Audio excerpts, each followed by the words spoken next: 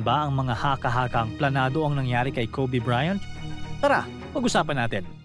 Karaniwan lang dapat ang araw na iyon para kay Kobe Bryant. Maaga siyang nagising, nagdasal at naghanda para umalis kasama ang kanyang anak na si Gianna. Papunta sila sa isang basketball tournament para sa team ni Gianna, ang Mamba Ballers, na maglalaro sa Mamba Sports Academy. Bago bumiyahe, dumalong muna si Kobe at ang kanyang anak na si Gianna sa 7 a.m. Mass sa Our Lady Queens of Angels Catholic Church sa Newport Beach. Habang palabas na sila, nakasalubong nila si Father Steve Salot. Napansin ng pare ang kaunting holy water sa noo ni Kobe, tanda ng kanyang panalangin. Binati ni Father Salot si Kobe, nagkamayan sila at saka tumuloy si Kobe at Gianna papunta sa airport. Ang trip na ito ay routine na para sa kanila. Umiiwas kasi sila sa matinding traffic ng Los Angeles sa pamamagitan ng paglipad sakay ng helicopter na karaniwang tumatagal ng 20 hanggang 25 minutes lang mula Orange County papuntang downtown LA kumpara sa aabuti ng 1.5 oras kung gagamit ng kotse. 9:06 ng umaga, ang Sikorsky S-76B helicopter na may registration number N72EX ay umalis sa John Wayne Airport sa Orange County. Kasama ni Kobe at Gianna sa eroplano ang kanilang mga kaibigan at teammates, sina Alisa Altobelli at Peyton Chester. Kasama ang kanilang mga magulang na sina John at Carrie Altobelli at Sarah Chester. Kasama rin nila ang assistant coach na si Christina Mauser. Ang piloto ng helicopter ay si Ara Zubayan, isang veteran pilot at paboritong piloto ni Kobe. Si Ara ay may mahigit 8,000 hours ng flight time at nagsilbing chief pilot ng Island Express Helicopters. Dami talagang magagandang movie sa Sino ko? Ang nagustuhan ko dito kasi ang dami mong pagpipilian. Merong anime, western TV, Helicopters.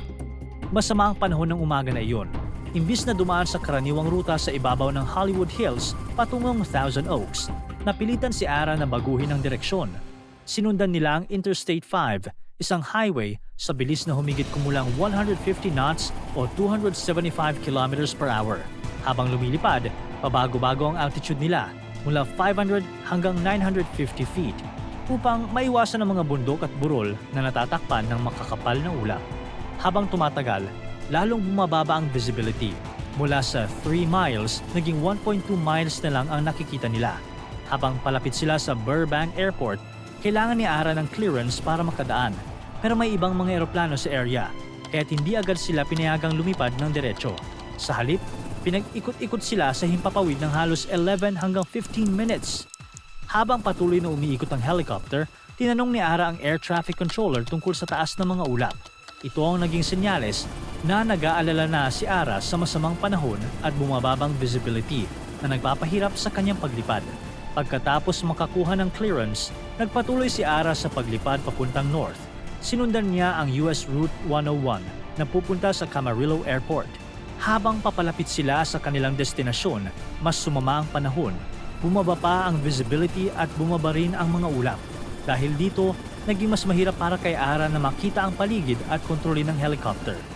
Sa kabila ng masamang panahon, ipinagpatuloy ni Ara ang flight gamit ang Visual Flight Rules o VFR o ang pagdepende sa paningin niya para mag-navigate. Dahil sa makakapal na ulap at mababang visibility, naging mapanganib ang desisyong ito.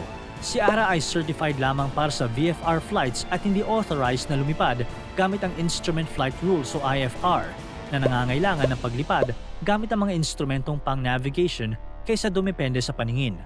Ang paggamit ng VFR sa ganitong kondisyon ay hindi pinapayagan ng FAA o Federal Aviation Administration o ng Island Express Helicopters mismo.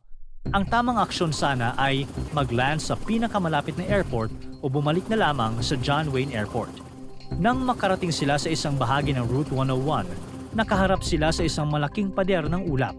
Nakunan pa ng litrato ang helicopter kung saan makikita ito na lumilipad mula sa kanan patungo sa kaliwa habang sumusunod sa highway. Pero ilang segundo lang pagkatapos nito, nawala na sa paningin ang helicopter nang pumasok sila sa makapal na ulap. Dahil dito, hindi na makita ni Ara ang paligid. Hindi niya na alam kung saan sila papunta. Nag-radio si Ara sa air traffic control na magsisimula na siyang umakyat para makalampas sa mga ulap. Mula sa 1,370 feet, umakyat ang helicopter hanggang 2,370 feet sa loob lang ng mahigit 36 seconds. Ito ay isang mabilis at agresibong pag-akyat na may bilis na halos 1,500 feet per minute.